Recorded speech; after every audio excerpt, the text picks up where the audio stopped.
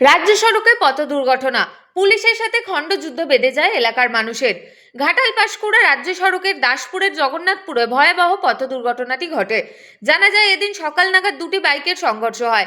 দুটি বাইকে থাকা 4 জন রাস্তাতেই লুটিয়ে পড়ে। তাদেরকে নিয়ে যাওয়া হয় চিকিৎসার জন্য হাসপাতালে। হাসপাতাল সূত্রে খবর, 2 জন গুরুতর আহত এবং 2 জন সুস্থ আছে। রাজ্য সড়কে বেপরোয়া যান চলাচল, ঘটছে বারবার পথ দুর্ঘটনা, আর এতেই ক্ষিপ্ত হয়ে রাজ্য সড়ক অবরোধ করে সাধারণ মানুষ।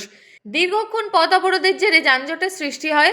ঘটনাস্থলে দাসপুর থানার পুলিশ অবরোধকারীদের সাথে কথা বলে অবরোধ তুলতে গেলে পুলিশের সাথে বচসায় জড়িয়ে পড়ে অবরোধকারীরা। নামানো হয় র্যাফ, লাঠি উঁচিয়ে তাড়া করতেই ছুটে পালায় পথ অবরোধকারী মানুষজন।